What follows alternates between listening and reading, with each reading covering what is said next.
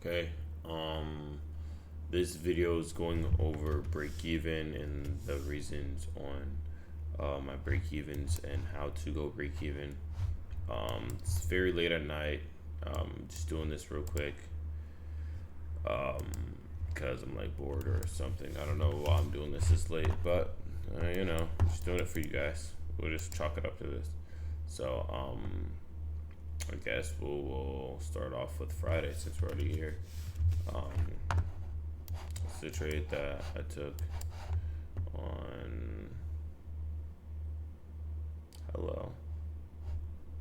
That's weird. I don't remember any of this. This isn't the date that I was looking for then. I'm looking for something else. Monday. Oh no, I wanted to go to this coming up Friday. This Friday, sorry. Okay. 444. Okay. Here we go. Alright. This is the trade that I took right here.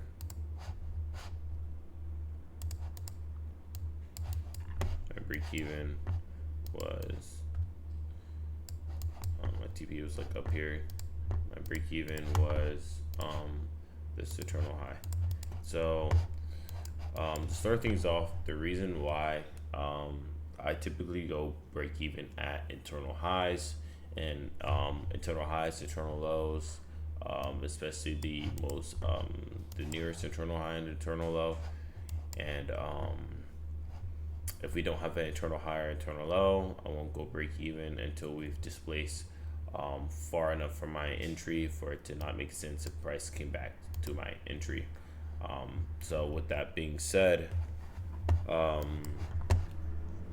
reason why you want to go break even at the intermediate swing high and swing low is if the draw is higher, we should displace through that high or displace through that low. So the draw in this instance was this low hanging fruit at this daily gap that was up here. So that being the draw, that basically means that this high should be like a break a structure kind of, and typically whenever you reach a high like this, we should flush through it, kind of like retail logic in a sense where we have a break of a high, a break of a support or a resistance zone, the exact same logic. So whenever you're trading, let's just say I entered literally like right here or something, right? I want to see price kind of go through this high and leave a fair value gap. 70% of the time it's going to leave a fair value gap if your drawn liquidity is correct. And obviously we had news, so we had to come down, tap into this gap and head higher, and then TV was hit. I'm sure there's some better examples throughout the week. We're going to be going over the entire week because I didn't lose a single time this week, so I think this week is a pretty good week to go over. So I took this.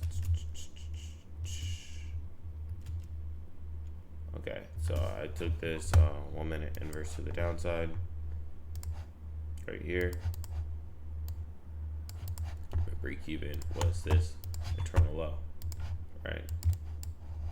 And my TP was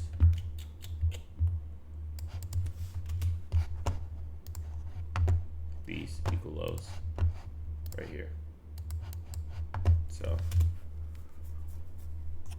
notice how after we get this inverse and we hit this low right here, and I can turn off right here, get this low, hello, let's just create a template out of this. Okay, and we get this low, right? You guys are looking at this like, yo, you want break even that close to your entry and it's only 10 points away from your entry. Yeah, I most certainly did. The reason for that is we are supposed to flush through this low support and resistance style, okay? So we don't want to see this low get hit and then us dibble dabble come back up to my entry point. Same thing I'm basically like there's not any logical or concept. It's not like I'm explaining power three. It's literally just if we go through a swing low or a swing high and the drawn liquidity is lower, which in this instance was just equal lows, and I'm pretty sure that in while we're here, um, we should flush through that low. You feel me? Even if your entry is literally like right down here, like bro, we need to flush through this low with speed and aggression. If that is our model. So, whenever I do get break even after this low has been taken, 70 or 80% of the time is because I'm wrong, or if I do get break even, most of the time is because we've had worse price action. But I promise you, you can trust me. Whenever this low gets hit or the swing high gets hit, go break even. Um, so that was my break even for Monday. We'll go to Tuesday now. Okay. What did I take on Tuesday? 2-minute longs maybe. Yeah, right here.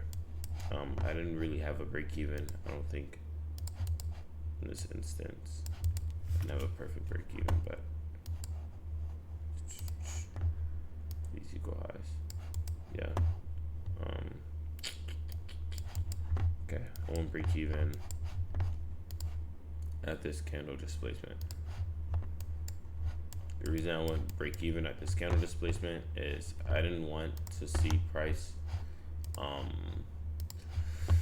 didn't want to see price after going 30 points in one candle. For us to come back down and touch my break even, we would essentially need to create a giant wick, which is unlikely, especially with the speed and aggression towards 9:30 open, and we would basically be having what's the word? We would be having institutionalized backing if we were to come all the way back down here after this volume. So what you want to see instead is a continuation of this volume towards these equal highs, and obviously that's what we get. So even when we come down here, right, I'm fully expecting a gap to be left after all this volume, and we could even, in my head, come down, tap into this gap, and head higher, right? Or we could even come down, tap into this gap, just barely touch this order block, go higher, right? And not break even me, hopefully. But yeah, after this displacement, I'm willing to go break even. Like I said, I'll go break even from displacement, especially if the highs are equal highs and it's literally just right here. So that was my break even on Tuesday. Now we can look at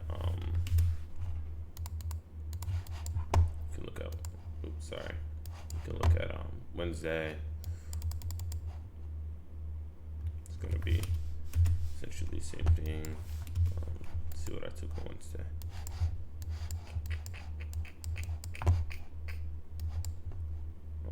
Yeah, right here. Okay. Took this long. Right here. Once we came back down into it. I entered and then put my stop loss this high. This low. TP was these 5-minute highs, turtle soup ties right here. Pretty easy trade, pretty fast trade. And my break even was this internal high. Same logic as before. Same exact logic as before. If we're gonna test this high and the draw higher right here, which is this buy side, I'm expecting us to flush through this high. Right? Obviously, we leave a little doji. We don't have a gap here that was created, but what do we not do? Come back lower, right? We didn't create any swing lows, right? We're creating swing highs. So that's another point I wanted to make.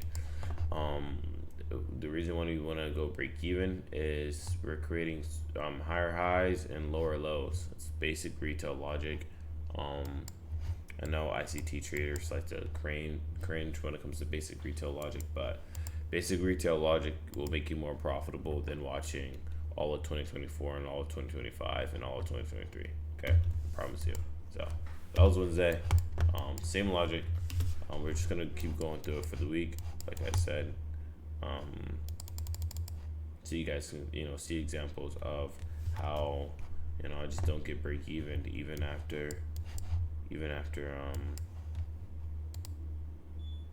like that. So here's Thursday. Here's the 5-minute trade that I took. Here, stop as well. Continuation trade. Now I could have went break even at this high, but I didn't go break even at this high. I went break even. The reason why I didn't go break even at this high, even though I realistically could have, obviously it worked out, and you actually do want to see displacement, past this swing high. It's because we were super bullish, and I'm super confident in this trade at this point, because we were just extremely bullish off of this V-shaped recovery down here. That why risk potentially getting break even at this high when we start chopping a little bit, where I could go break even at this high. And I also said that I want to go break even at this internal 15-minute gap, right? Because that just made the most sense to me. So after we came up and we had this displacement up, to be honest with you, I did signal to go break even because we created this order block, which is another way you can go break even. Is if we start creating PD arrays to protect your entry, you can go break even. So at this point, it didn't make sense for me to remain risk on if we created this order block and we had displacement and we already came past this high, and my entry is literally right here, bro.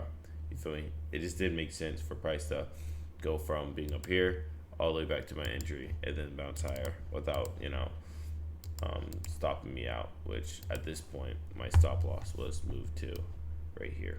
So I just went break even here, but this is a little bit discretion. Obviously at this point, like, I know my trade's gonna hit, so going break even at the 15-minute or after, it's just a more mechanical thing. But I didn't really care, and I got out right here once you start stuttering.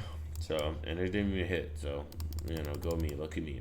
I got out at the very tip before it would have break even me. So and I signaled to get out right there too, if you guys were a part of that move. Now let's look at Friday. What do we take on Friday? Oh yeah, we took two things. So oops.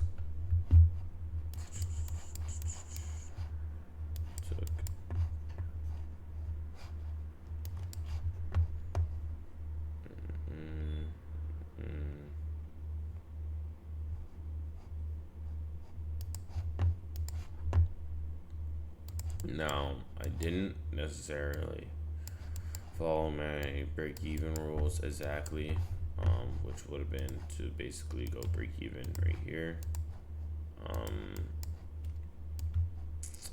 But, that's okay. Trade hit anyways.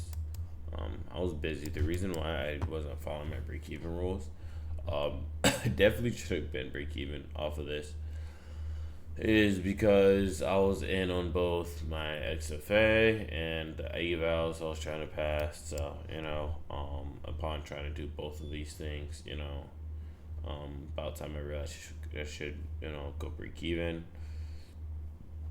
We immediately just got record up. On top of that, I was pretty confident in this trade, regardless. I know this is a mechanical break even, but I was pretty confident in this trade, so it ended up hitting anyway. So that's whatever, bro. To be honest with you, like, I just I ball up top. You feel me? So this probably should have been a break even trade, but it wasn't, and we hit both on the XFA and the evals. But I did take this 2-minute inverse to the downside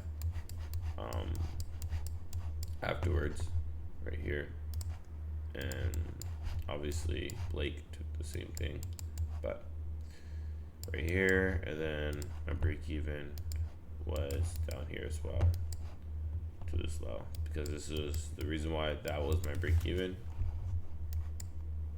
Or never mind, my break even was this low. My bad, guys. The next swing low.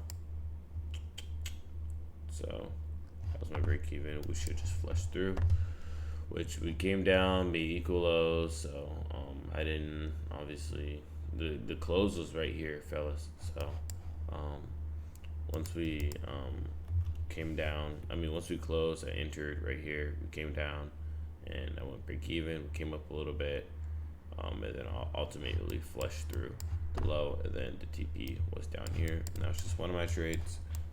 I took another trade, which was this 3-minute inverse down here. Look like this. It's a 3-minute, but we're just gonna show the 1-minute for now. My break even was this swing low. As I said, we should flush through it, create a gap, and then head lower, and that's exactly what we did towards equal lows, which was, like right here maybe. And what did we do? We flushed through this low, created a gap, tapped into the gap, and then hit TP. So if you're right, you shouldn't normally get break even if that's the drawn liquidity. Mind you, my original drawn liquidity on this one that I should have got break even on, right? Notice how we were bearish. You feel me? You notice how the delivery lower was way cleaner than the delivery higher, because I was really aiming for right here. I just started trailing really close, really tight once we got to this high. So I was trailing extremely tight right here just in case we decided to come back down.